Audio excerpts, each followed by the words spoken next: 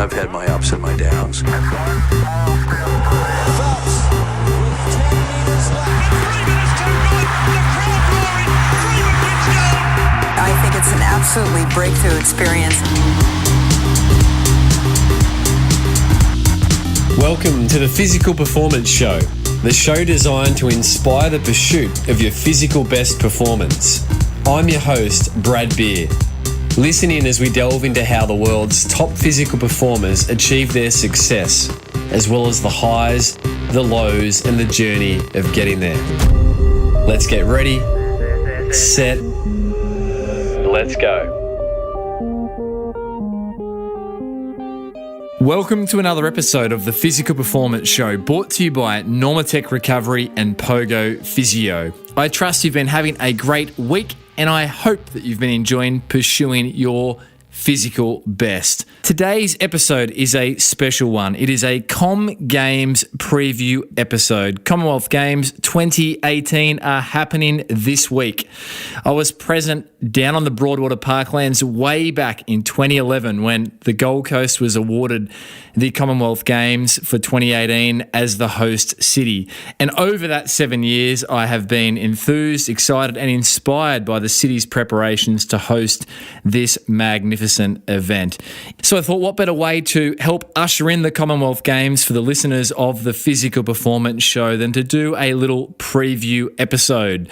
Over the last several months, I've taken the opportunity to catch up with just several of the athletes who will be competing amongst the 6,000 odd athletes at the 2018 Commonwealth Games, and to hear from them around what it is that they've been focusing on training, what it is that they're excited about with the Commonwealth Games, and also what's left to do in their final preparations. We hear from some previous guests of the Physical Performance Show in terms of athletes, and we also have a couple of fresh voices in the mix also.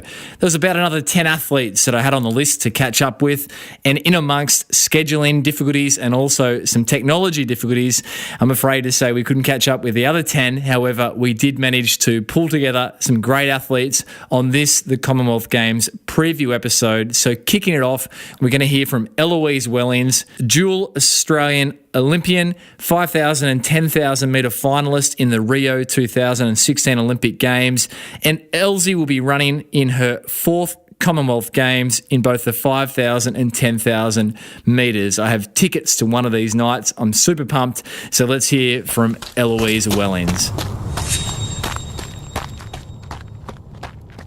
Eloise Wellings, great to reconnect. It's been several months formally since we caught up on the podcast. Last time we spoke, it was off the back of your successful Rio Olympic Games campaign, and you shared that great story about the moment you had with Jen Lecars on the track. But what have you been up to since then? Obviously, Elsie, looking ahead to 2018 Com Games. Yeah, well, I've been doing a lot of running, thankfully. And yeah, I mean, earlier last year, being 2017, I had a bit of an ankle injury, which was really limiting. I had a 2 centimetre tear in my perineal longus tendon, and it was just obviously really limiting for about 4 or 5 months, and it was touch and go whether I was going to get to the World Championships. And anyway, long story short, it got better really quickly, thankfully, and thanks for your help, Brad, with that, the Tendon King.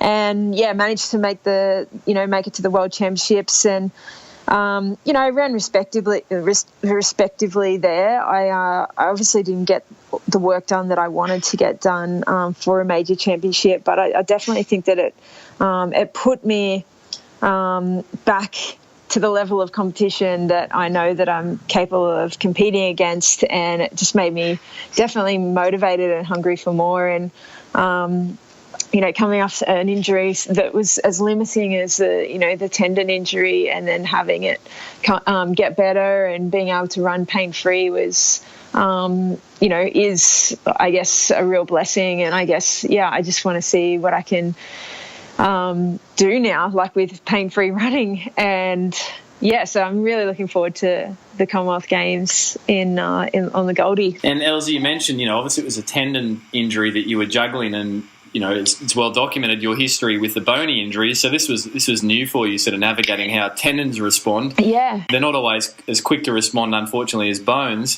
You mentioned that, it was touch and go.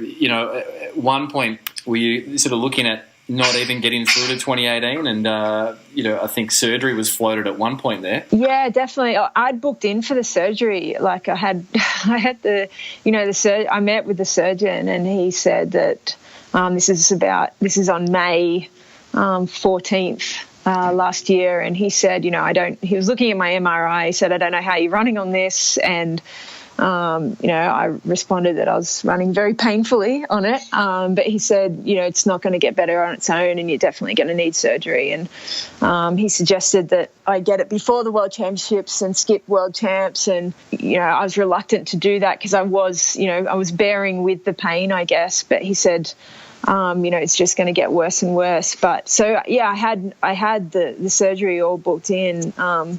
And then I went to the track and did a track session, and it pulled up really well, and it just gradually started improving over the next few weeks. And then got my confidence back by doing track sessions, and I think mentally too, as you say, like all of my injuries before this, every single other injury that has stopped me running has been a bony injury. So it's definitely so different having a tendon injury, not really knowing how to navigate that and how to manage it. And bony injuries are so cut and dry. You have 6 weeks off or 8 weeks off, and it's almost certainly healed if you do the right thing, if you discipline to give it time. But tendon, as you well know, it needs a little bit of low, but then you've got to find that sweet spot between a little bit and too much. And so it's definitely a real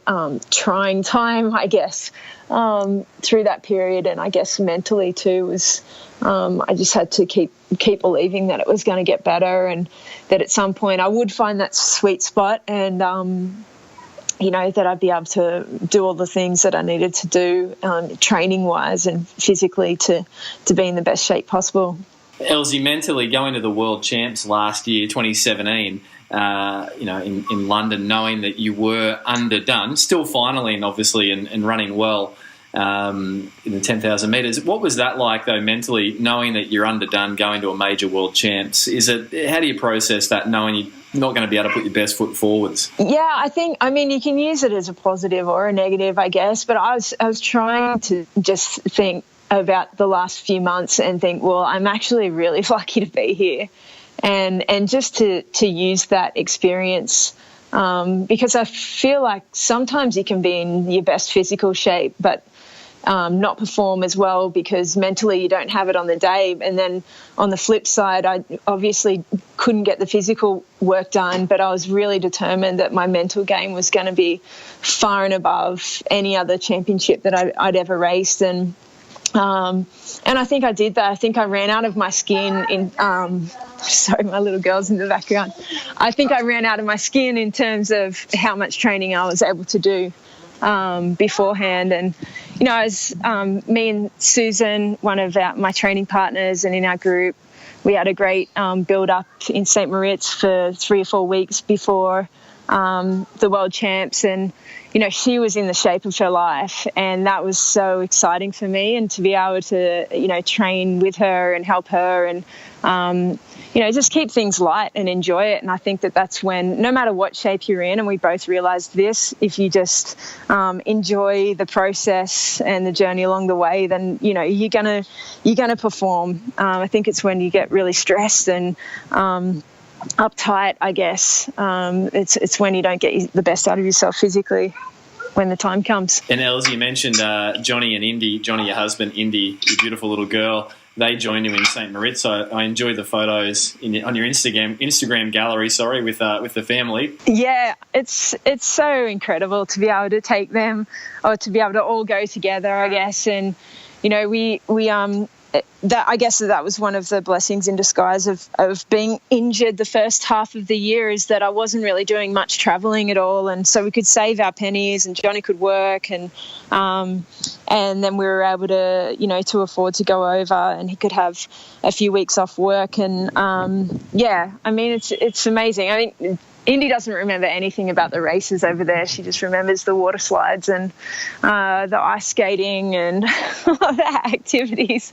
So it's great. It's, I'm sure that when she's a little bit older, she'll look back with fond memories on those times. Elsie, looking ahead, actually, before we look ahead, what advice would you give to people suffering from a persistent tendon injury? Elsie, what would be the one bit of advice? I think you used the word in there, just persist, just stay, just don't give up on it, because I know, for me, it was the roller coaster of not really knowing how it was going to respond to a certain session or run, and we used the scale out of 10 of stiffness when you get up in the morning, and I was, there was a couple of weeks there where I was anxious about getting out of bed, because I'm like, well, if this is more than a 5 out of 10, then I'm not going to be able to run today, and but I think, just giving it that time and being really smart with it, and working out what it responds to and what it doesn't. Because I think, you can throw yourself into a whole lot of exercises and different things from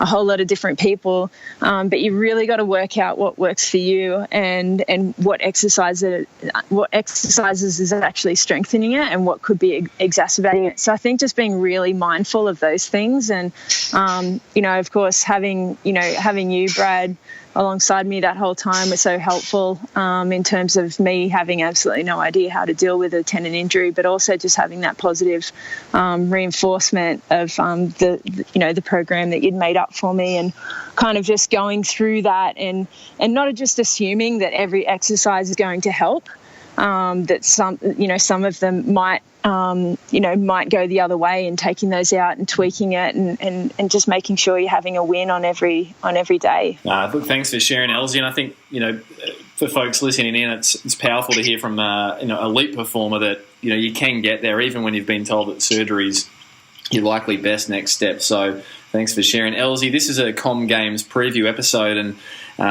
what might we see you featuring in at the Com Games in, I think it's around about 90-something days at the time of recording. So what events might we see Elsie Wellings tearing the track up in? Well, I'm hoping that I did enough at Zatopek to be picked in the 10K. And that's obviously going to be the priority. It's always the first event on the program. And so I'm really excited about the prospect of being in my 4th Commonwealth Games, and I've only done the 10,000 at one other Commonwealth Games. That was in Delhi, where I placed 5th, and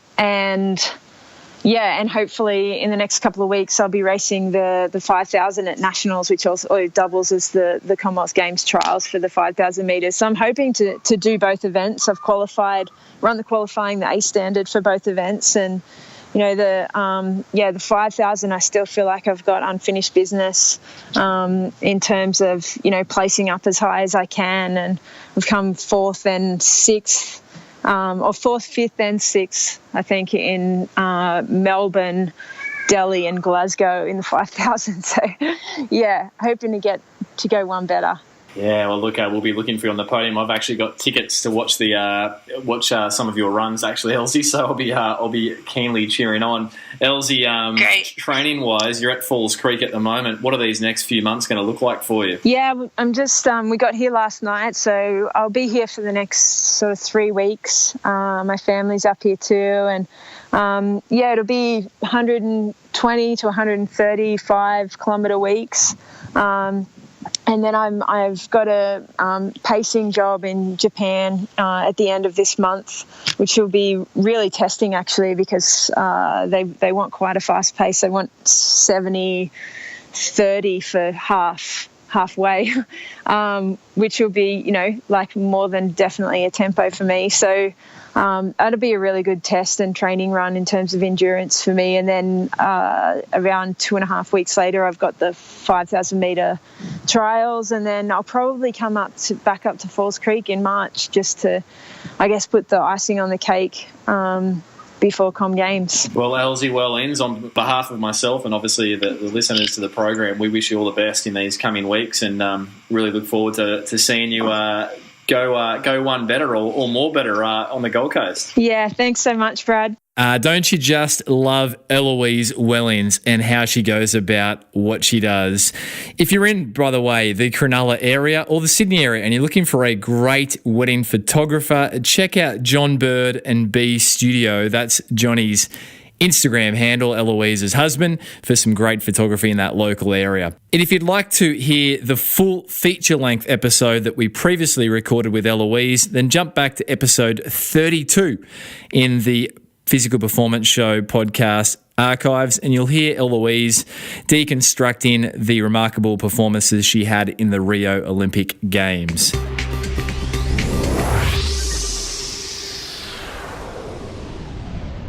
Up next, I caught up with the dynamic duo Ryan Gregson and Genevieve Lacaze, recently engaged and putting in some final touches down at Falls Creek in Victoria ahead of their campaigns, respectively, in the 3,000 metre steeplechase and also Ryan running the 1,500 metres on the track. Just after recording this snippet with Ryan and Genevieve, Ryan went on to run a fantastic 3:39 to take the Australian title in the Com Games trials held at Carrara Stadium and throw down a great sign that he is shaping up for what will hopefully be one of his best Com Games outing to date.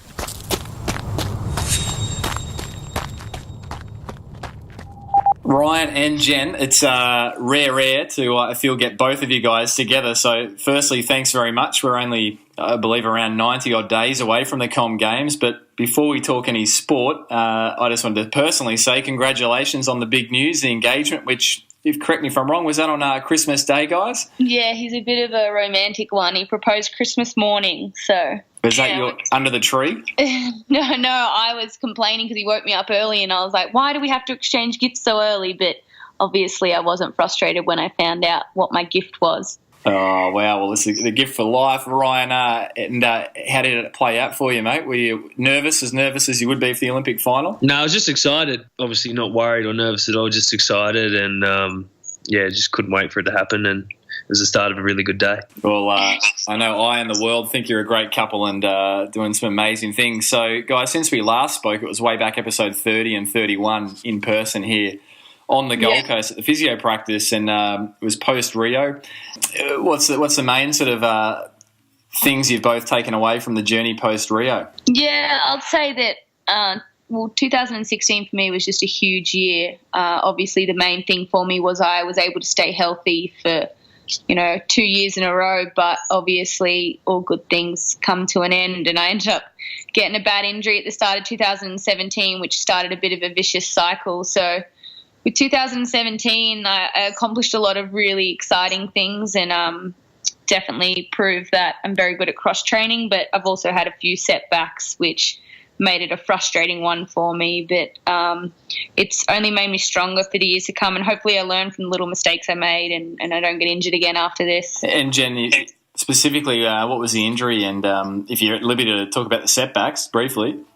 Yeah, well, it was a few injuries. Coming up 2016, I think just with all the racing and backing up and being on a track so much, I developed, a bad insertional Achilles problem. Which kind of just, when you run on a sore foot for too long, you compensate, and I ended up rupturing my other plantar on the other foot. So that was actually not too bad because it was a real clean snap of the fascia, so I bounced back from it reasonably quick. I think it was 4 weeks out. But then just with the pressure of qualifying for Worlds, I probably rushed back a bit quick. And ended up, again, compensating and fracturing the fourth metatarsal back on the other foot. And with Worlds, only 12 weeks away at the time of the fracture, I rested for 6 weeks, then got going again for another 6 weeks to race Worlds. But, I knew it was just not enough time, a bit rushed, and ended up re-fracturing the same bone I'd just healed. So after 2017 season, I've had to really take a step back and give my body a whole lot of time to heal, and stop rushing into things, because it's only going to create something else afterwards. But I've had a long time off of cross-training in the pool and getting back on my feet. So the body's really good right now. Everything's strong and healthy, and, hopefully don't have to keep rushing. And Jen, thanks for sharing. And Ryan, obviously, you'd had the history of previously, mate, of some tendon injuries and niggles, and I'm sure you were able to lend Jen a helping hand in that department. Yeah, I've certainly been through my fair share of injuries in the past, but the last couple of years I've been, thankfully, last 3 or so years I've been pretty good. But obviously, Genevieve knows what she's doing. It's not like, we're not trying to get hurt. It's just it's part of the sport. When you're trying to be one of the best in the world, it comes with a lot of risk as well. I think if we were just trying to be mediocre, we'd be able to go through injury-free for our whole lives. But when we are pushing boundaries and taking risks, things happen from time to time. Yeah, no, absolutely. It's hand in glove, isn't it? So, guys, what work's left to do now between now and the Com Games on the Gold Coast? Yeah, so luckily for both of us, we've got a few A qualifiers up our sleeves, so that takes a bit of pressure off. Definitely for me, because, didn't really have time to race this year because I'm trying to bounce back from injury. But, I have got a few A qualifiers to hopefully secure my spot.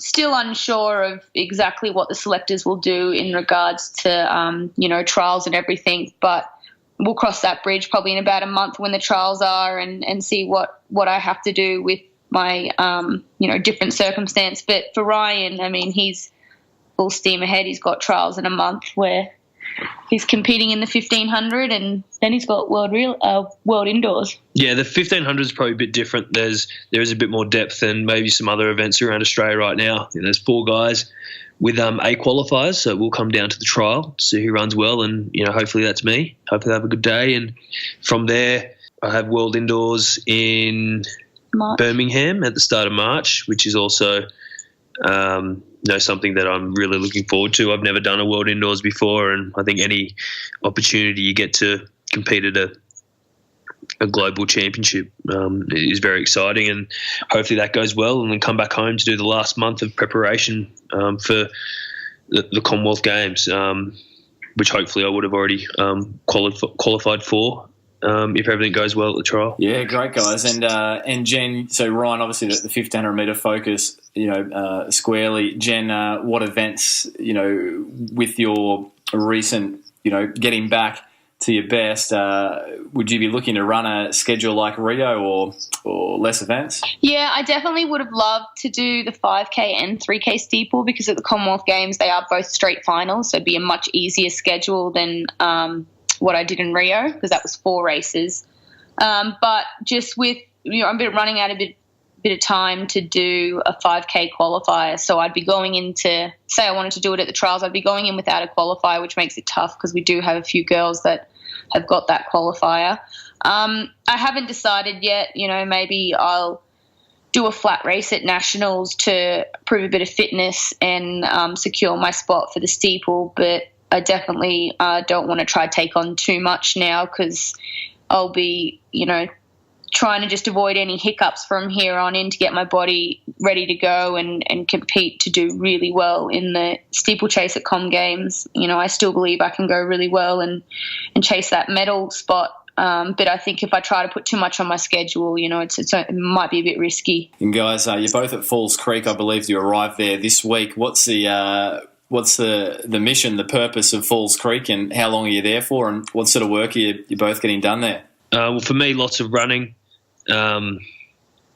gym, recovering well. It's a great place to go where the running is a bit harder, but there's, I guess, less things to do in the day, so we can recover more. We're not in Melbourne where we're, running around town, driving a long way to training and things like that. So That's what happens on the training camp. The sessions are a bit harder, but we also get a bit more time throughout the day to relax, and which is nice, and then therefore enables us to train harder.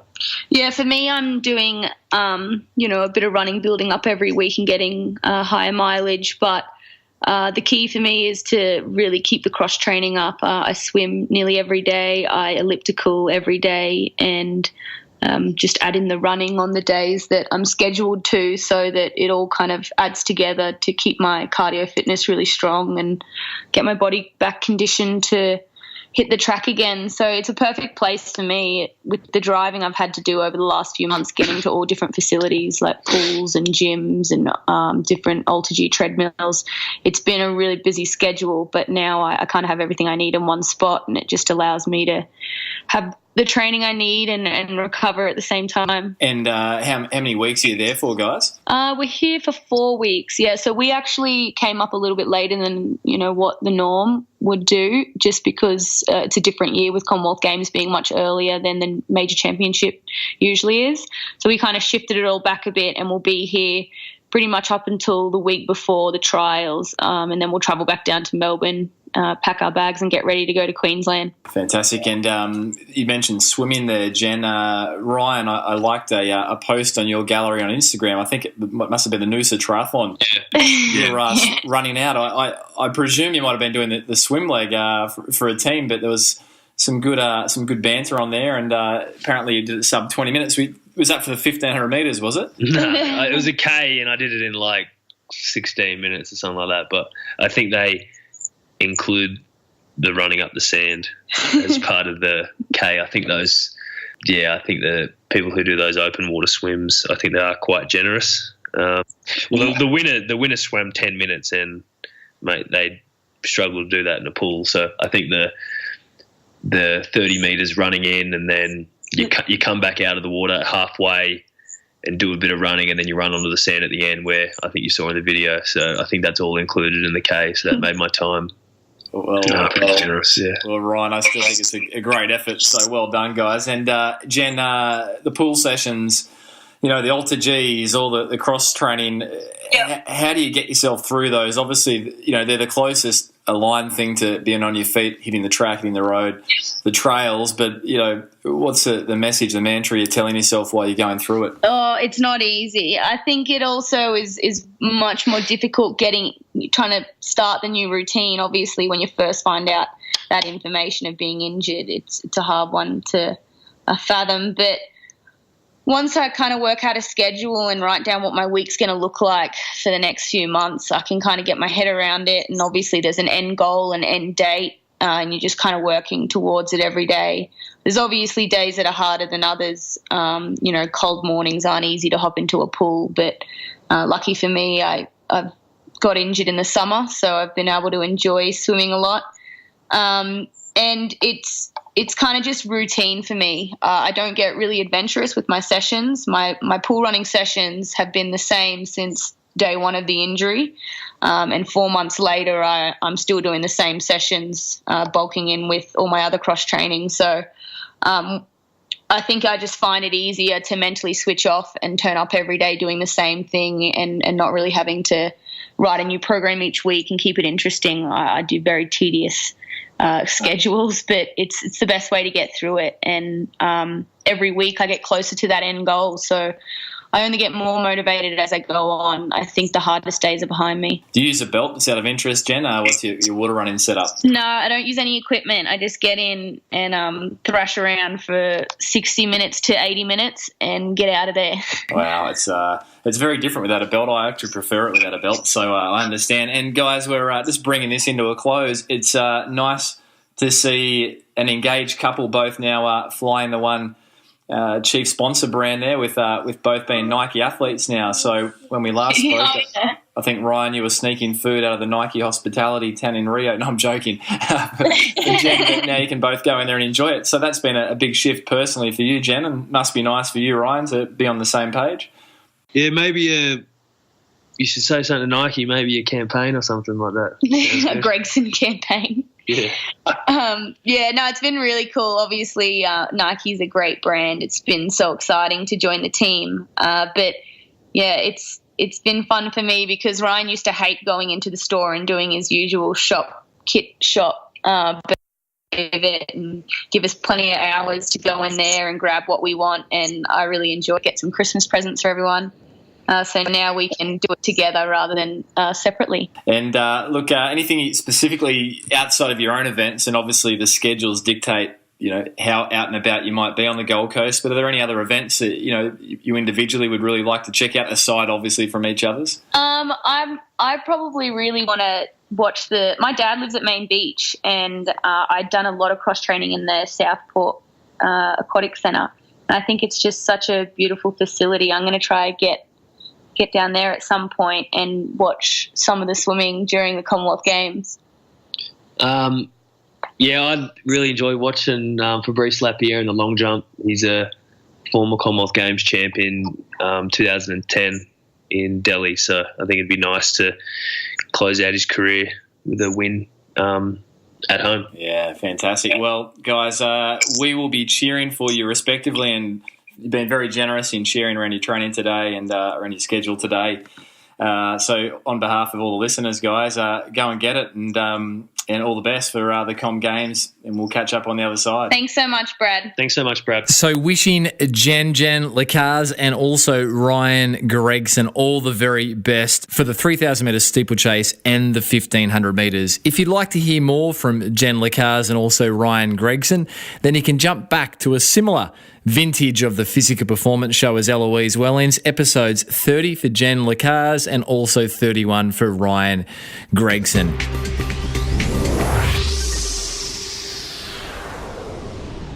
Up next, I caught up with Jessica Trengove, who was putting the final touches on her Commonwealth Games marathon preparation from her home state of Adelaide. Jess picked up the bronze medal in the Glasgow edition of the Commonwealth Games back in 2014 in a remarkable run. And since then, Jess has gone on to post some fantastic marathon results, including a top 10 in the 2017 World Marathon Championships. So let's hear from Jess Trengove in final prep for the 2018 Com Games. Jess Trengove, absolutely great to reconnect with you. Last time we spoke, it was in the lead-up to the Rio 2016 Olympic campaign, and since then, I know time's flown. It doesn't feel like that long ago. It was. I've been running in my running undies ever since, except for the last few months. Nice. I've had knee surgery. But Jess, you've had a bumper role. I mean, from my understanding, the highest finish at a World Championships in a marathon in 2017 in the London World Championships Athletics Champs, finishing ninth. Through to recent great form in Zatopek, 32:30, taking second place. It's been a bit of a great, solid run for you. Yeah, it's really interesting, actually. If you'd spoken to me about 4 years ago, I would have said, 2016 was going to be the real focus year. And if anything, I was probably going to just take 2017 pretty easily and then try and fire up for the 2018 Commonwealth Games. I was purely focusing on Rio, and as I probably mentioned in my interview last time, I unfortunately did have some injury challenges that year that disrupted my preparation a fair bit. So I went into Rio not having quite had the lead up I'd hoped for, but I still absolutely loved the championship and the experience. And the race was, I'd say to this day, the hardest race I've been in. I really doubted whether I'd get to the end at some points, just because I probably hadn't got quite the running conditioning in that I ultimately would have liked to, but it ended up leading to some really, positive things in 2017. I took a bit of a break to let the injury heal after the Rio Games, and went on to do things that, I probably wouldn't have if Rio had gone to plan. So I'm really grateful in the end that things did pan out the way they did. And Jess, you mentioned do some things that you wouldn't have done. Are you at liberty to share what they were? Because of my injury? Yeah, off the back of Rio. Yeah, well, I went to Flagstaff in was sort of May, June. And, usually that would have been for some really heavy running training. And I really looked forward to hitting the trails up there and getting amongst the other group, or the other Australians and also the locals training there at the time. So we had quite a lot of Australians preparing in Arizona that year. And instead, I spent the whole time in the gym. Fortunately, one of my teammates, Riley Cox, was there too, and he was an incredible support in the gym. He works really hard in cross training and inspired me to do the same. So that was a bit of a different altitude experience. And coming off that, I still got some, good weeks of running training in before heading off to Florida. But I had to rely a lot more on, I guess, the 1%ers and doing everything I could from a cross-training perspective, and had to just be really headstrong in the race. Yeah, I mean, Jess, we caught up with, with Lisa Waitman, your Australian teammate, post the World Championship run. I mean, finishing 9th, it was quoted in the media that you had the number 9 in your head. That was a special run, right? It was. I'd prepared for the World Championships in St. Moritz, and it was all just sort of spur-of-the-moment decisions, because it was in December 2016 that I decided that I'd really like to do the London Marathon, and it was quite late. They'd pretty much determined their field, so I felt really fortunate to sort of get a spot in that race. I loved the London Marathon so much and really enjoyed my time training with Lisa and her husband Lockie and her little son Pete and Michael Shelley. It was just such a great vibe, and I loved everything about London that I finished that race and thought, you know what, I'd love to do the World Champs here in August, because that hadn't been on the radar previously. I'd sort of thought I'd just go away and really focus on the Gold Coast. So I spoke to Adam, and he was all for it as well. And so then we decided to plan a bit of a training camp in St. Moritz beforehand, and I could sort of leverage off the fitness from the London Marathon and work into the World Champs, and managed to sort of take the training to another level, and so I could line up really confidently and take on the race. And it was the first marathon where I've really felt engaged in the race for the entire 42.195 kilometres. I never really found myself in no man's land, which that's a pretty unique thing in a marathon, and I really enjoyed it. And do you mean engaged, Jess, because you were constantly competing with the other competitors, or you mean your mind wasn't? Yeah, sorry, by engaged I mean I was in race mode the whole time. In other marathons, I've quite often found myself alone, just sort of trying to spur yourself on with no one around you, whereas in that race we were sort of in a pack the whole time, and you constantly had to be responding to pace changes and avoiding clips on the hills, and it was quite exciting, and time just passed so quickly. And Jess, we're now approximately 90-odd days away from the Com Games here. I'm recording this, the physio practice, Pogo Physio, here on the Gold Coast, and you had such great success in the Glasgow Commonwealth Games just on 4 years ago, picking up the bronze on that mighty day that Michael Shelley took the gold. Yes. And so what's your mindset like leading into the Gold Coast? I mean, it must be somewhat, daunting but exciting that there's only 2 further steps that you could take to improve your performance. Yeah, look, I've been excited about the Gold Coast for a long time now, just, since watching the 2006 Commonwealth Games in Melbourne. We went over as a family, and, getting to see Craig Mottram and Karen McCann, and at that point in my life, I had no idea I'd end up running marathons and having the opportunity to represent Australia. But I keep thinking back to those moments now, and how special it is that in my running career there's a home games. And Glasgow was a really positive experience. I loved every minute of that championship, and I can only hope that Gold Coast will all be really spurred on by the local crowds. And it's certainly a novelty being able to say to friends and family, like, do you want to come and, watch a marathon major championship? Because so often they're overseas, and it's not something you'd expect someone to come along to. So, yeah, it's an exciting time. 90 days, it's coming around very quickly. And Jess, in these final days of preparation, I enjoyed the post on your Instagram gallery, Jess, that yourself and your Team Tempo Run teammates were doing a 2-week training camp, and the pictures looks like it's Bel Air National Park outside Adelaide, and your captions that you managed to lose 4 trusty teammates during the warm-up, even in your own backyard. So obviously there's been Team Tempo Run training camps going on. Yeah, it's been a lot of fun, actually. A lot of our squad are working at the moment, like through this period, and couldn't go away to somewhere like Falls Creek. So Adam, our coach, said, well, look, let's have a training camp type atmosphere in Adelaide. And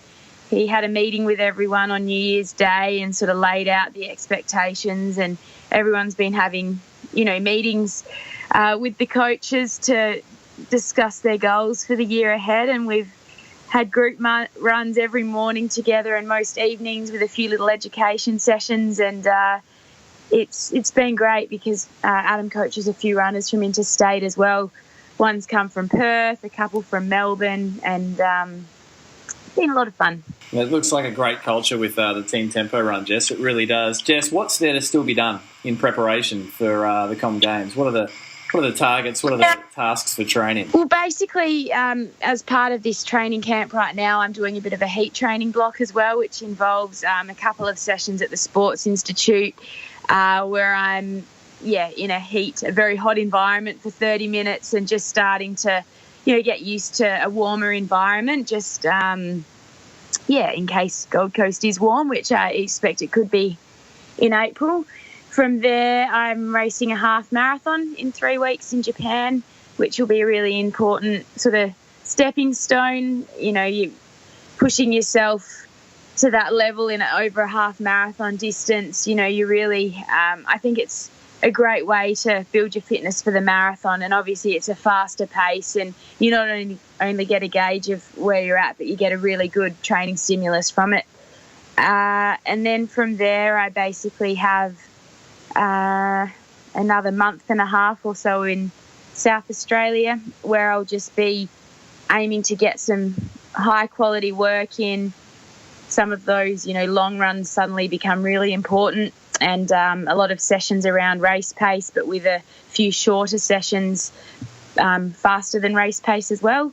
I'll keep up my strength and conditioning in my home environment and have my, practitioners that I'm familiar with here in Adelaide, and then head to the team camp a couple of weeks before the big event. So you'll be on the Gold Coast for several weeks out, Jess? No, only a couple of weeks out. So I'll basically be home preparing just so that I've got my, familiar team around me and my training partners. And we haven't had too many hot days yet, but if I need to top up with a few heat sessions, I will here in Adelaide. Jess, any other events that you're excited about checking out while you're doing your 2018 Com Games campaign? I don't think I'll be able to get out and about and see much, but I'll certainly be following the netball closely. That's my background is netball. I love it. So I'll be watching the girls. In terms of athletics events, I love them all. Whilst I'll be in my taper and getting ready for my race, I'll hopefully get to the track to cheer on the Aussies as well. And my SASI, or the South Australian Sports Institute teammates, many will be up there cycling and playing beach volleyball and some of those other sports, so I'll be tracking them closely as well. It's getting exciting. Jess Trengove, I know that every day counts in the lead up to it, so on behalf of myself and the listeners of the show, we wish you all the best. And just a serious question to finish with, is it okay to wear rundies when you're not running? Yes, certainly is. Yeah, I give people permission to do that. Sorry for too much information, but that's exactly what I'm doing today. Okay, excellent. Flying the rundies flag. Listeners, if you're looking for a great pair of comfortable running undergarments, check out Jess's brand and other project alongside her physio work and her elite marathon career. Jump over, where can listeners find out more about Rundies, Jess? www.rundies.com.au, and we've also got Believe journals on there now by pro runners in the States, Lauren Fleshman and Rowe. They have these great training journals that they've designed with a lot of inspirational quotes, little sort of blogs throughout, goal-setting opportunities, race review, reflection sections. So we're really happy and excited to be selling them now online as well. Oh, fantastic. We'll have to check that out. Jess, all the best with the preparations and go and get it. Thank you very much. If you'd like to hear more from Jess Trengove, then jump back and take a listen to Jess's feature-length episode 34, where we hear from Jess in more detail around her backstory and her love for running, in particular the marathon.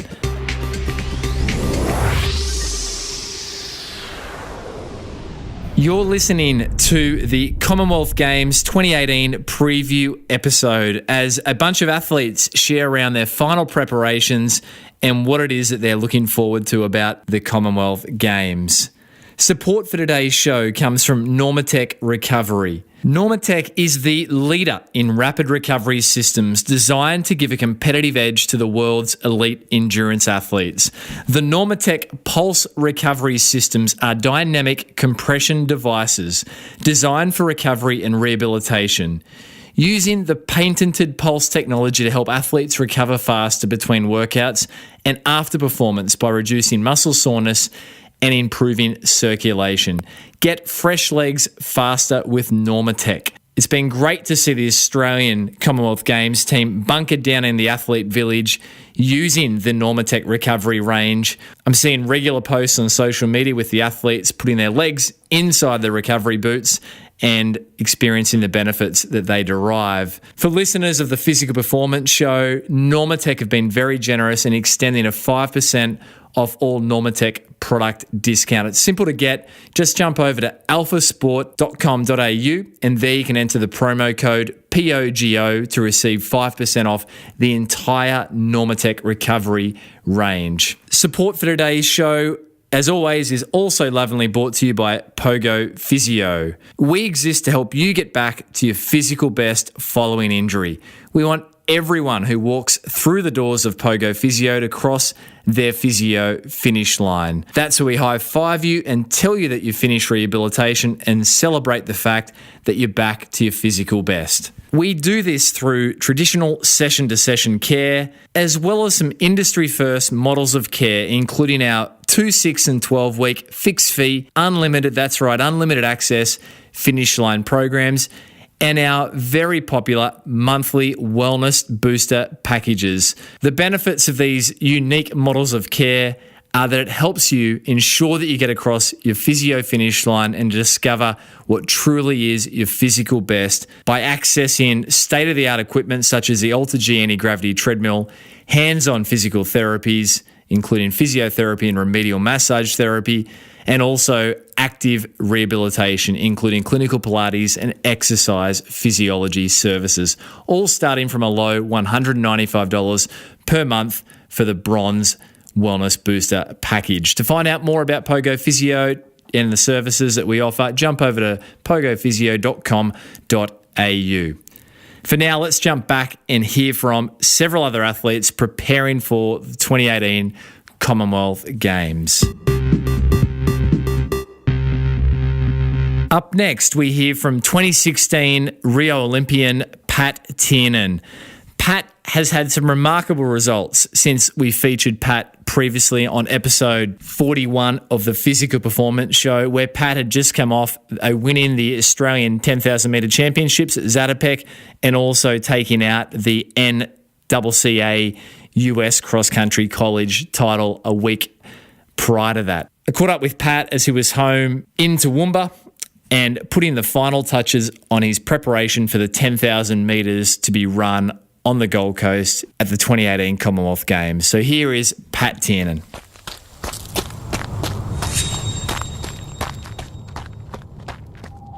Pat Tiernan, it was 13 months since we last spoke, and firstly, congratulations. You've booked your ticket to the Com Games representing Australia, and at the time of this recording, Pat, we're 44 days away. So, mate, you are going to be putting on the green and gold for the 10,000 metres. How you feeling? Yeah, feeling really excited about it, mate. I mean, a home games is something that everybody wants to be a part of. So, no, it's going to be an honour to pull on the green and gold in front of a a Gold Coast crowd in a couple of months, and yeah, just can't wait. And you achieved that, Pat, through your solid run at the Zatopek just recently. So that night went well for you. How did it go down? Yeah, it wasn't too bad. Would have loved to have won the race, but yeah, no, just left my run a little bit too late. Probably didn't go till about 2K to go. And Stewie McSwain was able to hang on and get past me in the last 100 metres. So, but no, we both secured our spot on the team, and at the end of the day, that was what we were both trying to do. And yeah, I mean, hopefully we can both put our best foot forward come April. And what are the goals come April, Paddy? Same as every other race, mate. I mean, just try and put yourself in a place to win it. Yeah, I mean, got to go about it a little differently. I haven't been able to close out my last few championship races too well, so that's another goal of mine, is just being able to finish strong. But yeah, I mean, I'm going to put myself up there and give myself every chance I can. And I think that's one of the attractions, Pat, of your running, is you're not shy to take out the pace hard and really stick it to the field, as we saw, Pat, in the World Championship since we last spoke. Yeah, I mean, I think it just gets to a point where you got to realise that sometimes you got to do things a little differently in order to give yourself the best. And for me at World Champs, taking the lead where I did was what I thought was the best position for me. So, yeah, I mean, if it comes to that, then hopefully I'll be making the right moves, but we'll see how we go. And Pat, just on that World Champs run, I thought it was one of my highlights watching you. You've got a good break, going off memory here, maybe, I don't know, 30 to 50, 40 metres up, maybe more, Pat. Correct me if I'm wrong. You've got, the likes of Mo Farah looking to go out behind you on the Swan Song. And what's going through your head as you're looking to maybe give one? I think you were quoted in the media as saying, give one for the your grandkids to remember. Yeah. I mean, it's it was quite surreal being out in the front of such a quality field. But no, I mean, that's what you're there for. And when it comes down to it, you're all on a level field. And yeah, I mean, hopefully one day the grandkids will have something better to say than just the fact that I was leading at one point. But they'll be able to, we'll just keep listening and see how we go. Was it up to 100 metres at one point? It was a good break. No, it was probably only maybe 20 or 25 metres, but no, it was good fun. Made for a couple of good pictures, I think. But, yeah, no, it was a good experience, and took a lot away from it. And yeah, hopefully can make the move count next time.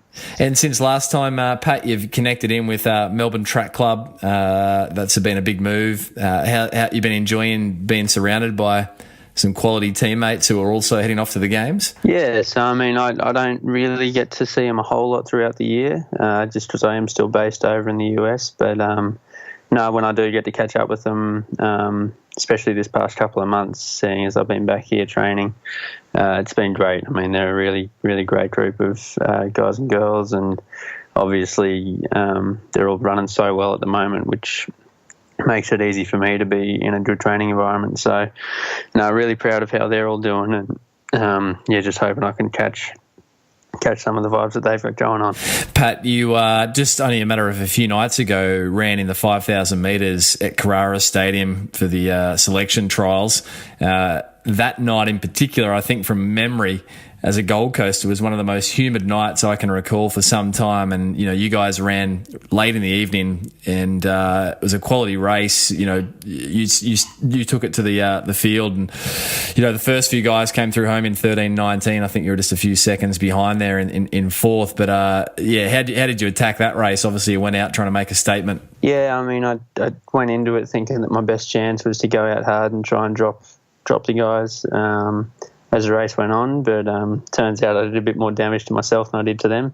And it's lessons you learn. It gets to a point where we're at a point now in Australian distance running where you can't do that sort of stuff to win a national championship anymore. Like you might have been able to do that a couple of years ago, but we've just got so many good up and coming guys that that sort of pace just doesn't.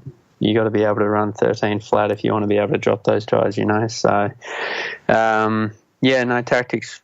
I did what I thought I was trying to do, and it just wasn't a smart move on my part. But come away from it, and I'm not disheartened at all. I mean, I think what I did was still quite impressive, and shows that I'm very fit.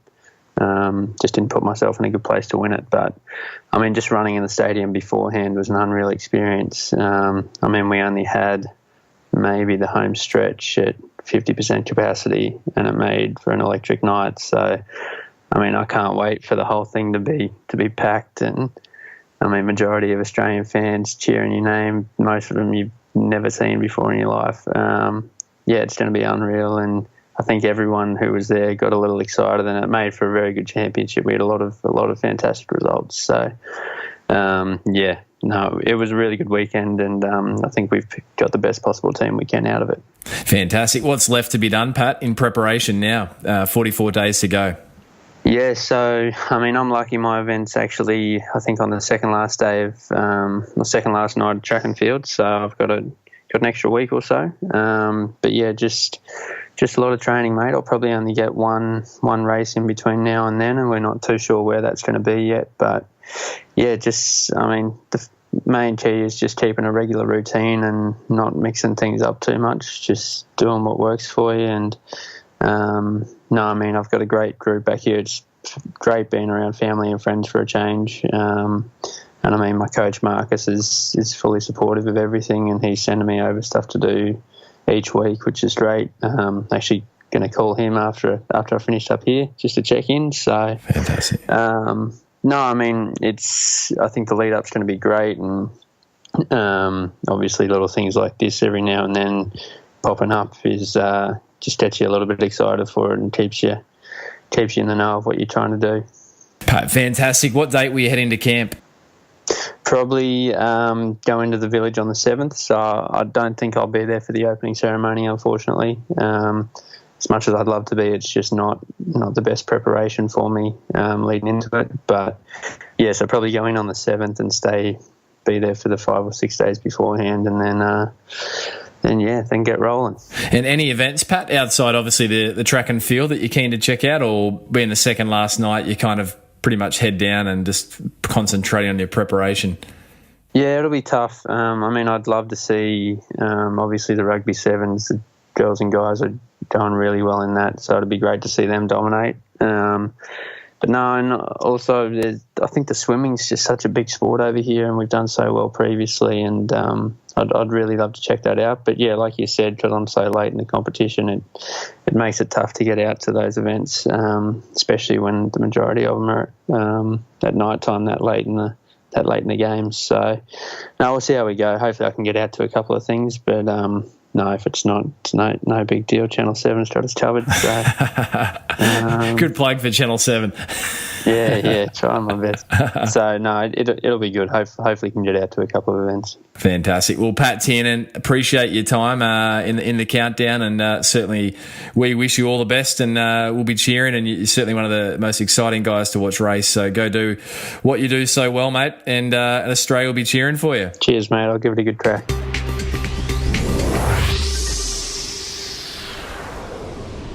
Following on from Pat, I caught up with Rio Olympian and bronze medalist in the 20-kilometre road walk, Dane Birdman Smith. Birdman set the Rio Olympics alight with his charismatic and heartfelt celebration of his bronze medal in the 20-kilometre road race walk.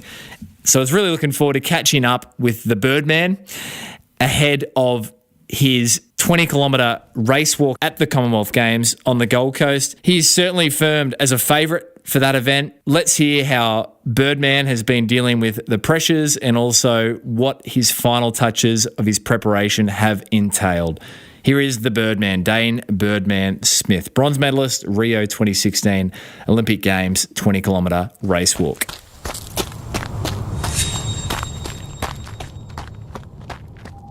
Dane Birdman Smith, great to have you online for a brief chat ahead of the upcoming 2018 Commonwealth Games. When we last spoke, it was off the back of your bronze medal success in the Rio Olympic Games. So a bit's happened since then, right, Dane? Yeah, g'day, Brad. It's good to be back. It's been a while.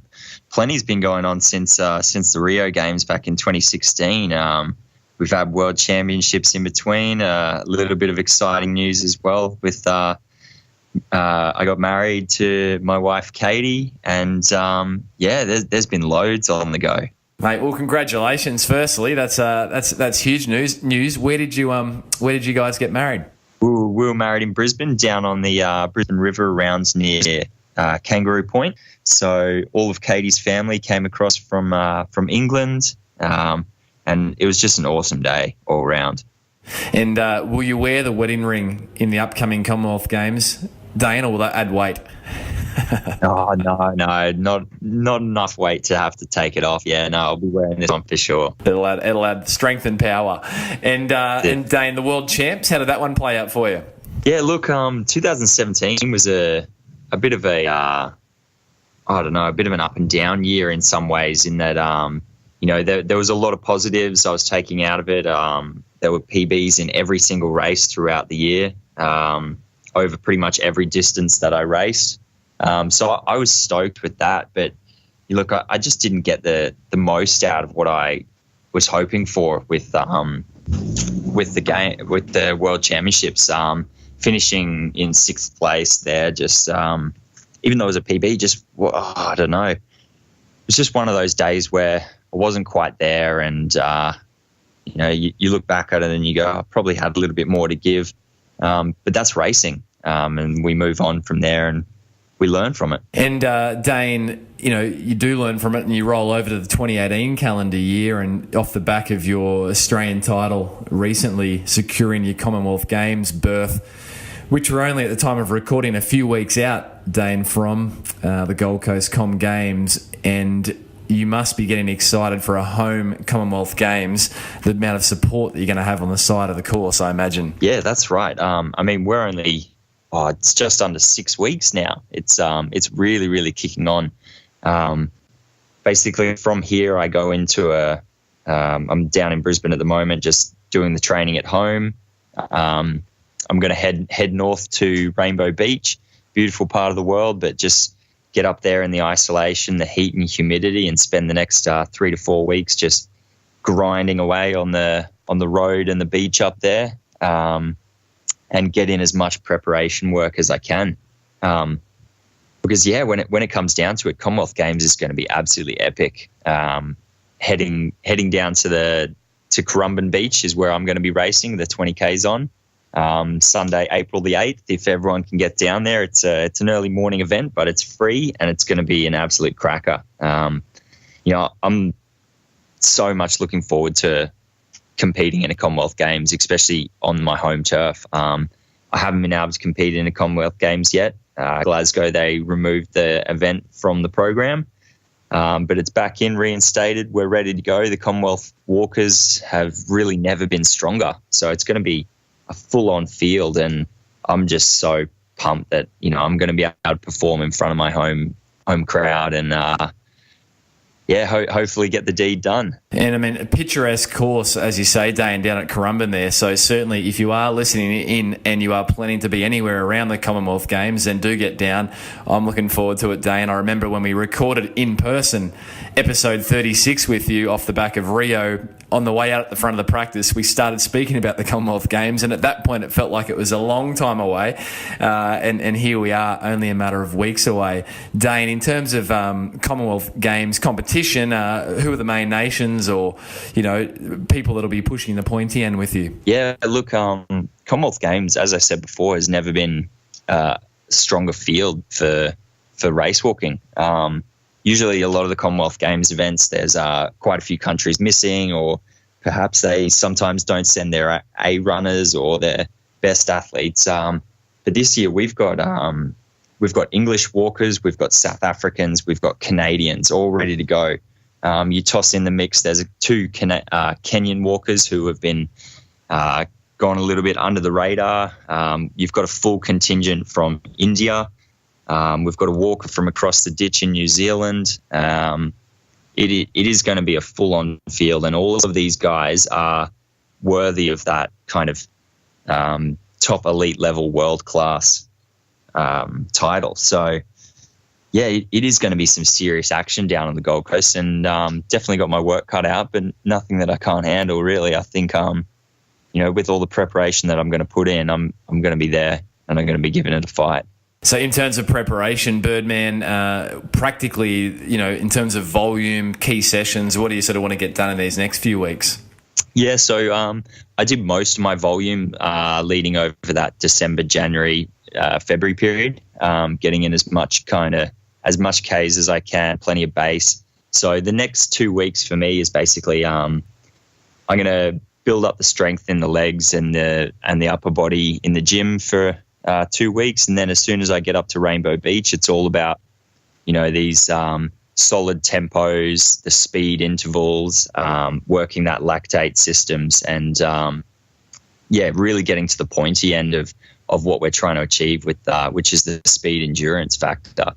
So that's pretty much where we're at, and then with a week or two out from the games, we start to wind it back a little bit, and that's when you work on some just really getting the body flowing, the technique right, and that last little touch of speed. And you're looking forwards, Dane, to getting the Commonwealth Games Village?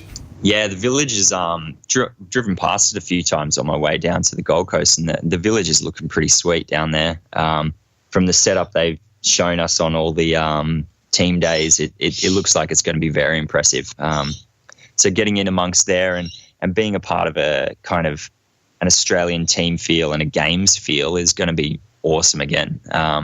Usually athletics is pretty lonesome. We are individual events and we do everything on our own, but when you get chucked in amongst the team environment, it is quite cool to kind of soak up that atmosphere and really, really enjoy the experience that you get with all the other sports and athletes there. And Dane, will you be part of the opening ceremony and then in camp through until you compete? Yeah, 100%. So I'll be coming back from my training camp about 3 days before the games all opens up. So I'll be down there.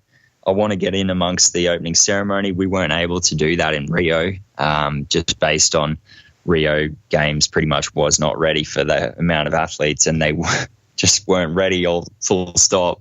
But so we were hanging out in a training camp up in Florida instead. But no, this time round, definitely going to be down there soaking up the atmosphere at the Commonwealth Games opening ceremony, and it should be an unforgettable experience, really should. Absolutely. And and lastly, Dane, any other events that you want to get across? I mean, it's tricky, you got to obviously put your event first and foremost, but anything else that you want to get out to the stadium or you want to get to any of the other Aussies to watch them compete? Yeah, no, totally. Once my event's done and dusted, I'm first up on the program for the athletics, really, so I'm going to be able to catch most of the day's action. Our Queensland boys up here, Alex Hartman, one of our sprinters, good mate of mine, he's absolutely flying and he's charging the rest of the 4x1 team into some good shape. So they're going to be awesome to watch. Pretty much everyone on the track, we got to get around all our Aussie guys down on the track, because this is going to be the time when that little bit of extra support might get them over the line or might get them to a new PB and surprise the world in some way. But that being said, some of the other sports I want to do, my wife Katie is absolutely 100% into her netball, loves it, can't get enough of it. Unfortunately, she's a English supporter, so she'll probably be cheering them on. But I'm going to get round to the games as well and watch our Aussie girls take on the world. It'll be awesome. I mean, I've managed to get in touch with some of them, like Gabby Simpson and Laura Geitz and Laura Clemetia, and they're all ready to go. And on top of that, we've got all our swimmers as well. I got the opportunity to meet a few of them at the Rio Games. Hopefully going to get out to the national titles for the swimming as well. And, it'd be awesome to see them, whenever the swimmers are in good shape, there's going to be records rolling and medals on the cards. So it's going to be really, really exciting. There's just too much on offer, really. There is a lot on offer, and Birdman, we're hoping to see some of that pure, beautiful Rio emotion, mate, coming out of the Birdman come the Com Games. So, mate, on behalf of myself, the listeners of the podcast, all the best in the coming weeks for the final bits of preparation, and we'll be all cheering for you, mate, come September. Sorry, September. Don't rock up in September. Come April the 8th, Sunday. Yep, that's it. Yeah, no, look, all the emotion and everything that it's all the investment that we put in over the years that comes down to one day. So yeah, it really is a huge moment for all of the athletes out there. And I'm always been one to put the heart on the sleeve, and I don't let the emotions hide back. I just give it everything I got and let it all out. So absolutely, really looking forward to it. And yeah, thanks for the call. Oh, mate, pleasure. And you're in the garden, Birdman. What are you doing hanging out in the garden? A bit of gardening or just soaking up some vitamin D for your bones? Yeah, just had the morning off this morning. I've got a massage later and then a long session in the afternoon. So just soaking up a little bit of sunshine and chilling out, yeah. Fantastic. Well, Birdman, you're an absolute Australian icon, so go and rip in. Yeah, cheers, mate. Thanks very much, Brad. If you missed Dane Birdman Smith's feature-length episode, it was episode 36 that we previously featured on the Physical Performance Show, and be sure to jump back in the archives and take a listen to the Birdman reflecting on his bronze medal in the Rio 2016 Olympic Games. Up next, I caught up with Jordan Williams, Nick Bedeau coached athlete, teammate of Melbourne Track Club alongside Ryan Gregson, of whom Jordan will compete against in the 1500 metres. Jordan took out a terrific second place just behind Ryan in the Australian Commonwealth Games trials event held at Carrara just several weeks ago. So he's in great shape. Let's hear how Jordan Williams has been preparing for his 2018 Commonwealth Games outing.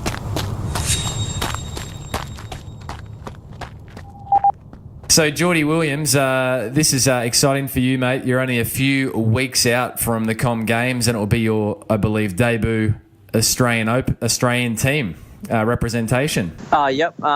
It's actually my second. I made world champs last year, but it was pretty low key because I didn't actually get the qualifying time. I was picked on roll down, so second appearance, but first time I've actually properly made it. So yeah, it's pretty exciting. Fantastic. And you recently ran out at the Carrara Stadium, home of the Athletics, for the Com Games, and did brilliantly there, and have qualified for the 1500 along with your Melbourne Track Club teammate Ryan Gregson, who is also featuring on this episode, the Com Games preview episode. So that must have been a satisfying moment. How did the national titles play out for you, Geordie? Well, I was sitting in a really good position. I was so happy with where I was at. I was probably a bit wide, running a bit further than I needed to, but at the end of the day, it was just come top two, and I was trying to make sure I guaranteed that as best I could and executed my race plan well. But just Grego, he's a class athlete. He got over the top of me in the last 10 metres. I thought I had it there, but that's all right. I'm happy to give it up to him. He's probably the best 1500 metre runner Australia's ever had. So, it was good that we're training partners. So go 1-2. It's the next best thing, I think. And in terms of training, you guys, you put it all on the line often in training. So come race day, though, I guess you put the racing goggles on and it's every man for himself. Yeah, we've definitely got a lot of respect for each other on the training track. Like, I've never trained with anyone like so well before. We get along really well, and it just all works for us together so well. So it's not really very competitive when we're at training, so it's really like a sort of dream partnership for me. I'm sure Grego feels pretty similar about it, but there's no love lost on the track, though, that's for sure. When it comes to race day, I'm trying to beat him, he's trying to beat me, so it works pretty good, I think. Brilliant. And iron sharpens iron. What work is left to be done ahead of Geordie, of going into the village, the camp? Yeah, so we've done about 9 weeks, in the last few months up at Falls Creek at altitude. So I don't think we're going to go back up. We talked about it for a little while, but I think our coach Nick Bedeau just wants to keep us in Melbourne, stay comfortable, stay at home where we know well, and just do our normal training. Nothing crazy, just keep to routine. We were also talking about maybe going up somewhere hot, but after the Nationals, I think Nick realised that it's probably too tough to be going up doing a camp somewhere hot.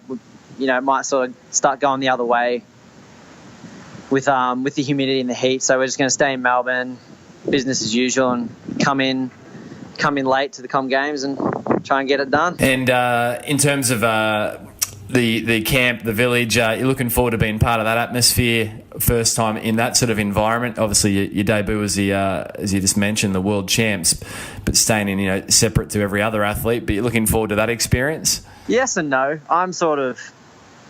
would be exciting to be on the team and my first real games experience and all that, but I do totally understand. I got a job to do. I think I've got high expectations of myself in this 1500, so I think sometimes it can even be a little bit distracting. Like at London World Champs, we came in way after everyone else, very last minute.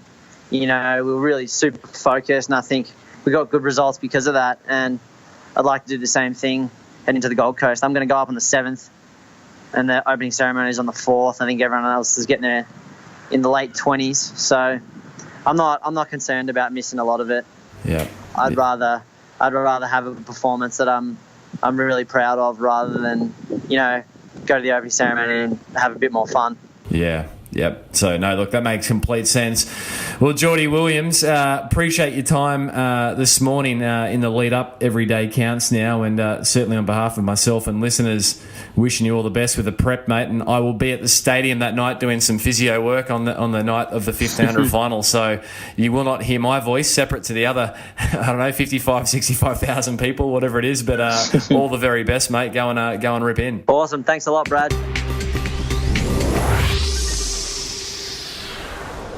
Next, we hear from Luke Matthews. Luke has been preparing for the 800 and 1500 metres and has been in fine form, taking out the 800 metres at the Australian Commonwealth Games trials at Carrara, which followed the time I spent with Luke in recording this snippet around his preparations. So let's jump over and hear from Luke Matthews.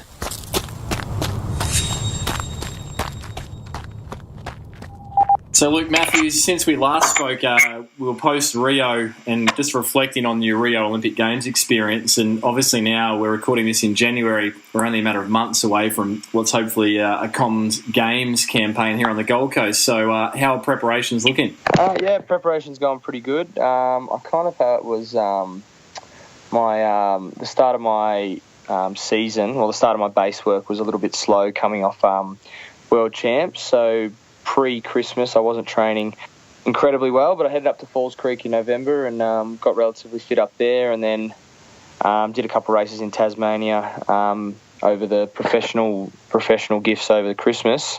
But now I'm up at Falls Creek, and looks like my fitness is in a pretty good spot. So I'll spend another two or so weeks up here, and then do a couple of races, and then get ready for the trials. But I don't know, it's kind of hard to think about the Commonwealth Games without thinking about the trials. So my priority is trying to run well at those, and then once I go, hopefully if everything goes to plan there, I'll restart and have another preparation before Commonwealth Games. And Luke, you said that your fitness is coming along well. What indicators in training, do you draw from to know that you're hitting the right marks at this stage of the preparations? I think a good thing, during December, coming back from Falls Creek, I was doing some pretty good sessions on the track on Tuesdays. I was doing threshold or tempo runs a bit quicker, and then doing some speed endurance on Saturdays, and those were really, really good quality. And then I did 2 miles on grass in this gift racing from scratch, and I ran 4:07 for one and then 4:01 for another on grass. So I was pretty happy with that. And now I'm up at Falls Creek, and I've been putting in I've done 2 sessions up here, and I've been pretty happy with them. So I think the training, the sessions that have been produced are pretty quality, and that's probably a good indication of that. Yeah, that's great. And the work at Falls Creek, Luke, how long will you base yourself up there and before coming down? I'm hoping to stay up until around kind of the 20th, or maybe just past the 20th. So I'm racing on the 26th of Jan in Canberra. Oh, sorry, either the 26th or the 27th. I'm not sure what day it's on, but hopefully sometime before then, and I'll hopefully get about 3 weeks in total in. Yeah. And so what's a typical week going to look like?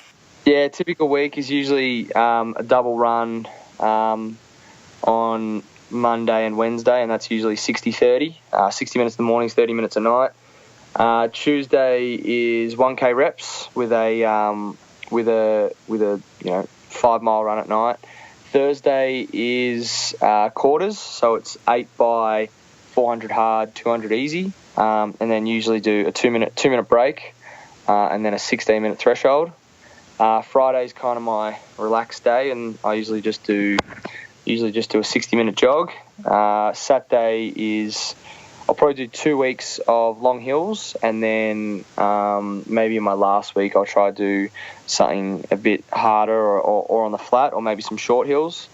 And then Sunday is a long run, 90-minute run. So we run through Pretty Valley, and it's about just over 22K. So up here, it's everything up here is pretty aerobic. So the 3K, 5K, 10K runners, they kind of thrive up here, and an 8:15 runner like me, it's kind of a bit tough, but it puts your aerobic fitness into a good spot afterwards. And Luke, I saw on your Instagram gallery you were doing a bit of TRX or suspension cord work, and you've obviously been putting a bit of effort in too, mate, on the off the track strength and conditioning.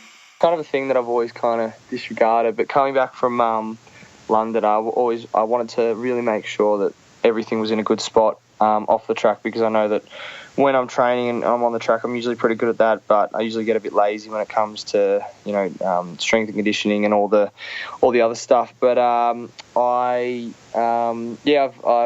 do my physio out of the VIS, and my physio and all my strength and conditioning out of the VIS, so they've been great. But I've also been seeing another guy called Sam Leslie from my physio, who he's been looking after me off the track, so he's been giving me some treatment, and then just a couple of other exercises. And the TRX exercise on my Instagram is just to stop my arms from coming across me. So it's to try stop trying to work against myself and try to have my arm just going forward and backwards instead of coming across. So, but yeah, I've been trying to do as much stuff off the track as on the track as possible. Yeah, fantastic. And listeners, jump over and check out Luke's gallery is a good follow, and have a look at some of these exercises. Luke, recovery when you're up at Falls, what sort of recovery tips? You're obviously getting a bit of remedial massage and anything else that you're doing to help yourself back up between sessions? So the good thing about Athletics Australia is they usually send up a physio for 3 or 4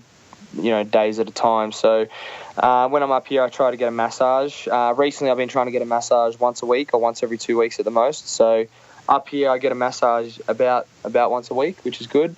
And that's about it that I do for treatment afterwards. I usually have a protein shake after my sessions and longer jogs, just because I feel like that kind of helps me recover, and it fills my stomach straight after a run. But if I feel really bad, I usually get into the aqueducts up here, and they're probably 5 degrees or something like that. So they kind of shock your body, and you walk out of them and you think that your legs feel a little bit better. Yeah, no, absolutely. Luke, you mentioned it's going to be cutthroat trials.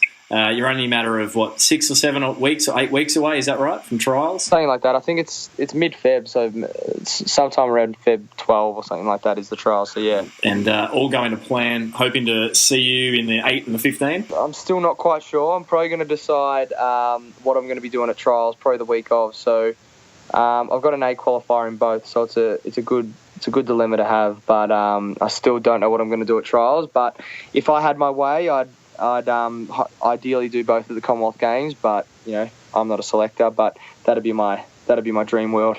And do you know what's the schedule like at the Com Games with the 8 and the 15? What nights are they on?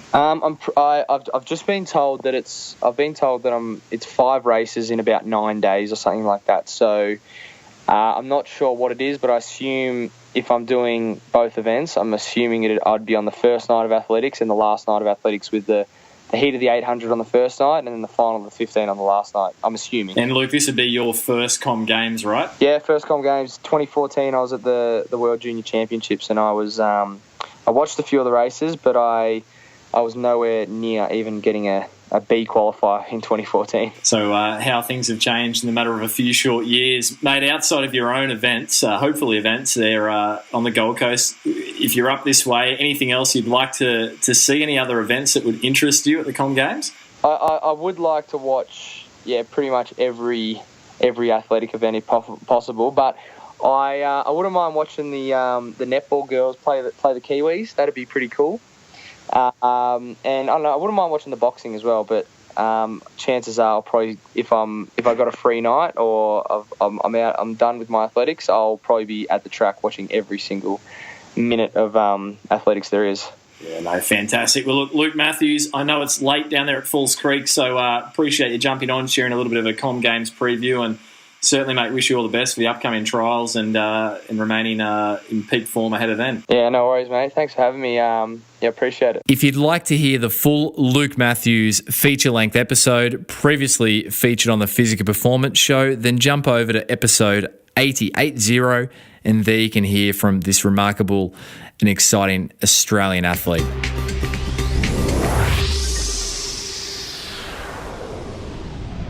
Now, let's jump back, or should I say dive in, for the final athlete sharing around their preparation for the 2018 Commonwealth Games, Ben Treffers. Ben is preparing for the 100-metre backstroke, and Ben takes us through the significance of his qualifying for the Com Games in making the Australian team in respect of his previous years, where Ben did it pretty tough and is now celebrating the fact that he's back in the fold and excited about the 2018 Com Games. So here's Ben Treffers.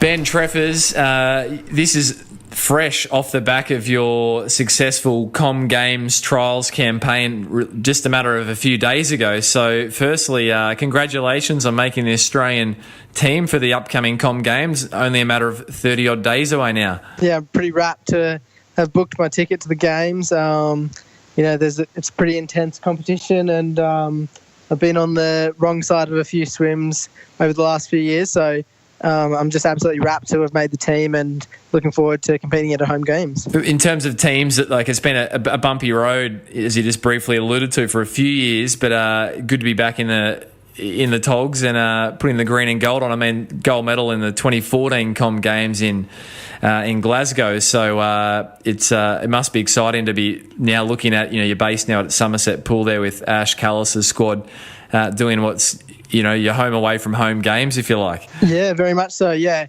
I think after I missed the 2016 Olympics, I really kind of put myself and targeted this meet as something that I really wanted to make. And as soon as I missed that team, I remember looking at the calendar and starting to plan out how I was going to get to this position. And, I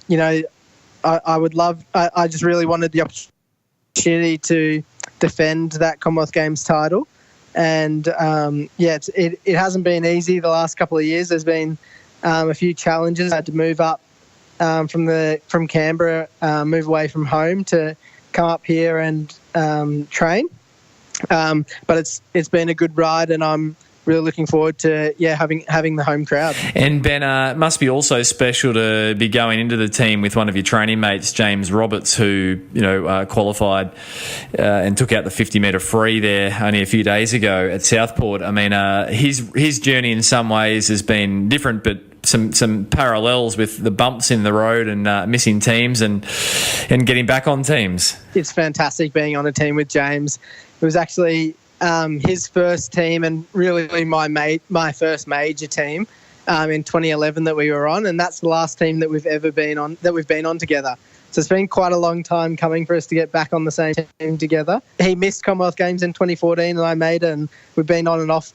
So when I've been swimming good, he's been injured, and when he's been swimming good, I haven't made it. So it is really good having James on the team, and we're going to be roommates, and I'm really looking forward to that, having him there, and it'll be really fun. And your coach Ash Callis, I mean, Australian swimming great.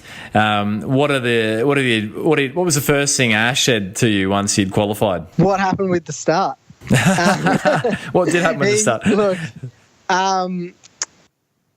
I swam really good in the heat of the 50, and I turned off at about 40 metres because the swim was in the bag at that point, and I wanted to save a little bit extra for the nighttime final.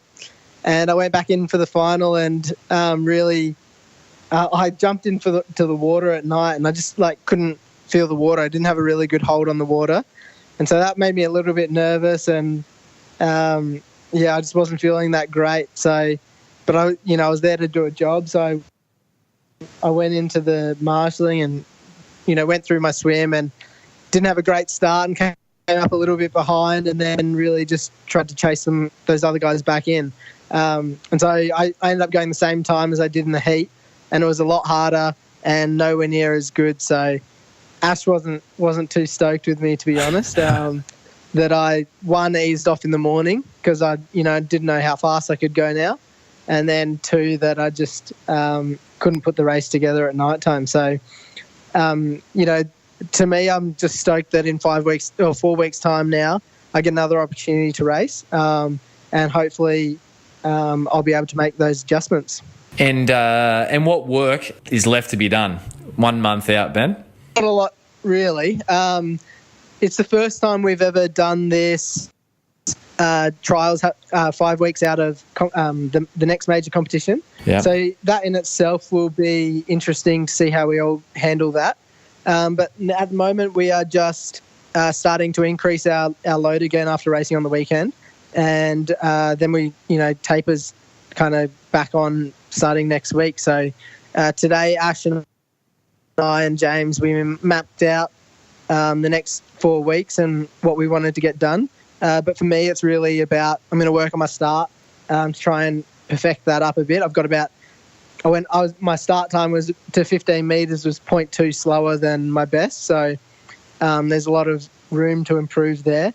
And I really just want to try and relax and enjoy the next few weeks. Train hard, but enjoy the ride. And the amphitheatre type atmosphere of the pool, how does the pool stack up to the international pools that you've experienced in your career to date, Ben? Yeah, look, it'll be different racing outdoors, particularly backstroker. We don't have a roof to help guide us, so that's a challenge there. But it'll be really good when the stands are packed and both sides will be filled for the Commonwealth Games. So look, I can only imagine that it's going to be really loud and a fantastic environment, particularly at night time. It was pretty hot during the day, but at night time it was nice, and I'm sure the Aussie crowd is going to get into it. Mate, absolutely. And aside from all the swimming events, cheering on your Australian teammates, of which, I anticipate there's going to be some great performances. Any other events that you want to get out and about to for the Com Games, Ben? Yeah, look, I went in 2014. We went to the Com Games, but we had to come back straight away. So I didn't actually get to go and watch any other sports. But I'm a massive sports fan, and I love watching basketball. So hopefully we'll be able to get out and watch some basketball when that gets into the second week. I'm looking forward to trying to catch some of that. And then anything really, I'd love to watch some live sports. So, I'm just looking forward to, racing, enjoying that, and then having a fun week in the second week and getting out and supporting some of the other Aussies. Yeah, brilliant. And lastly, dealing with the pressure of being the defending champ in the 100 back from 2014, backstroke that is, how are you going to approach that? Look, I think I didn't even get the national title in the 50 backstroke this year. So I think that there's not that much pressure on me. 4 years is a long time. Lots of stuff can change. But at the end of the day, I know I'm capable, and I've got a lot of confidence in myself that my speed is there, and I'm sure if I get it right on the day, then it's all going to come together. But it's swimming, and anything can happen. So I'm really just, looking forward to enjoying the next couple of weeks of training, and then and the racing to come. It'll be amazing at home games. Absolutely. Well, Ben, on behalf of the Physical Performance Show listeners and myself, mate, we wish you all the best for the next little while until the games, and then obviously for the games. So, mate, go and rip in. Yeah, cheers. Thank you very much. So I hope you enjoyed Ben Treffer's sharing. And just like with Jordan Williams, Ben has yet to be featured as a feature-length episode here on the podcast. However, I'd like to catch up with Ben post the Commonwealth Games and hear a little bit about his experience. Ben joins a 70-member strong Dolphins Australian swimming team, and we wish all the swimmers all the very best as they tackle their events at the Commonwealth Games. In particular, I want to give a shout out to 3 Pogo Physio regulars who qualified for the Dolphins Australian swim team and the Commonwealth Games and are making their debuts. That is Kia Melverton in the 800 metres freestyle, Laura Taylor in the 200 metre butterfly, and Alex Graham in the 100 metre freestyle, and also 4x100 metre freestyle relay. All the best, guys, and big apologies. We couldn't get Laura, Kia, or Alex, despite having them physically in the building on the show because I had some technology and mic malfunction. So hoping to catch up with Laura Taylor, Kia Melverton, and also Alex Graham on an upcoming episode of the Physical Performance Show to reflect on their Com Games experiences. If you did want to check out Kia Melverton's episode, then jump back to the archives and you can find Kia's episode 56 in the archives. And Kia beautifully outlined in that episode that she was looking ahead to try and qualify for the Commonwealth Games in 2018. So well done, Kia. Want to also wish all the very best to many athletes who have appeared on the Physical Performance Show with feature-length episodes, who, even if they're not Australian, will be taking to their respective sports here at the Commonwealth Games. So a big shout out to Bill Chaffee, Australian athlete racing the para-triathlon, Richard Murray, South African triathlete racing the Commonwealth Games triathlon, and also his countryman Henry Skuman, who both appeared in previous episodes, also racing the triathlon. All the best, gentlemen. Lisa Waitman, Australian athlete, previous guest, racing the marathon, and also Liam Adams, previous guest, racing the marathon. And also a big shout out to Jacob Birtwistle, racing the men's triathlon. Jake previously appeared on episode 73 of the Physical Performance Show. So I hope you've enjoyed this episode of the Physical Performance Show as we get set for the 2018 Commonwealth Games right here on the doorstep, Pogo Physio here at Mermaid Waters on the Gold Coast. The stadium is not far away at all. I'm actually rostered on to do a physiotherapy coverage session for the field of play for the opening ceremony, so it's going to be an absolute great evening. Hope you tune in and enjoy the games. If you enjoyed today's episode and want to share it around, then please do so. Tag myself or any of the featured athletes in. Wish them all the best for their Com Games outing. If today was your first time tuning into the Physical Performance Show, then a mighty welcome. If it was in fact your 104th time, and I know that there's plenty of you that have tuned into every episode, then an enormous thank you.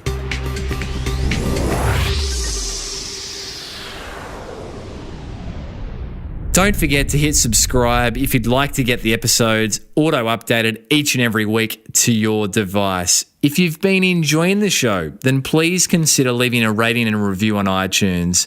It's very simple. You can now leave reviews right there from your mobile phone. Simply jump over to the Apple iTunes podcast app, and there click ratings and review and rate away. 1 star if you think it's just okay, 5 stars if you've been really enjoying it. Reviews help the Physical Performance Show get into the earbuds of more people who, just like you, are looking to pursue and perform at their physical best. So thanks in advance for taking the time to leave a review and to join the 187 reviews that the Physical Performance Show has received to date. In particular, I want to give a shout out to me19413, who rated the Physical Performance Show as a great listen, 5 stars, commenting great weekly listen for advice and entertainment. Thanks. Me19413, thank you for taking the time to leave the review. It means a lot to me, so thank you for bringing me the oxygen. I'd love to hear from you if you've got any feedback on how the Physical Performance Show can be improved. My email's always there, b.beer@pogophysio.com.au. And in recent weeks, we've opened up a formal quiz to help get some ideas, insights around what it is that you like, love, or could see be done better with the Physical Performance Show. If you jump over to the Pogo Physio website, click on podcast, at the bottom you will see a link that says, let us know what you think of this show. Take the survey. So if you've got a moment, then jump over and please feel free to fill that out. The quiz will be open for 10 episodes and one lucky listener will be receiving a $100 voucher to the store of your choice as a little gift to say thank you for your feedback. Big thanks Also, to all the Podsy entrants who have been taking screenshots of the episode that you're listening to and posting that on social media. We've been selecting a Podsy winner of the week each and every week. And if you'd like to be included in that draw, then simply take a Podsy of the episode that you're listening to, share it around with your friends on one of your social media channels, tag me in at Brad_beer, and you can go into the draw to win a signed copy of You Can Run Pain Free, my running and jogging Amazon bestseller. Talking about You Can Run Pain Free, if you'd like to pick up your copy of my running and jogging bestseller, it's 330 pages packed full of what I believe are the 5 steps to help you enjoy injury-free and faster running, then the good news is it's available across every platform: audio, iBooks, and Audible, and the good old paperback versions via Pogo Physio, and also Amazon internationally and domestically inside Australia. To say thanks for tuning in to the Physical Performance Show, you can head over to pogophysio.com.au and pick up your copy for 50% off by simply adding in the promo code, one word, POD 2018, lowercase, and we'll get your copy signed by myself in the post out to you. Finally, a big thank you to the team who make this podcast possible each and every week. Susan Wilkin on all things show administration, Matthew Walding on all things show graphic design, and of course, Daryl Misson on all things audio engineering and producing. Of course, a big thank you to the show sponsor, Normatec Recovery, for making this show possible. Podcasts are free to download, however, they are not free to produce. And Normatec Recovery, your support really does go an enormous way. Don't forget, you can receive 5% off all Normatec products by jumping over to alphasport.com.au.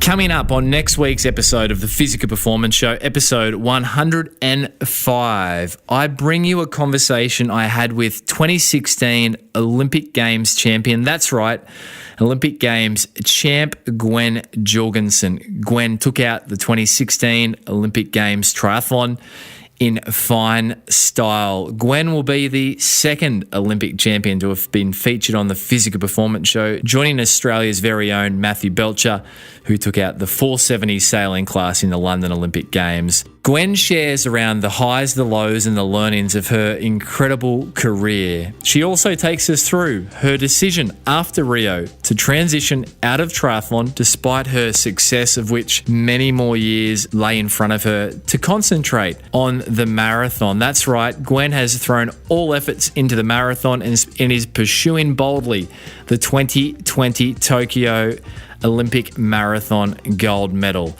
So it's a fascinating insight into the life of a remarkable athlete who, alongside recently becoming a mum, is also now adapting her body to the rigours of full-time marathon training. It's a privilege to have caught up with Gwen, so be sure to be tuning in next week for episode 105 of the Physical Performance Show.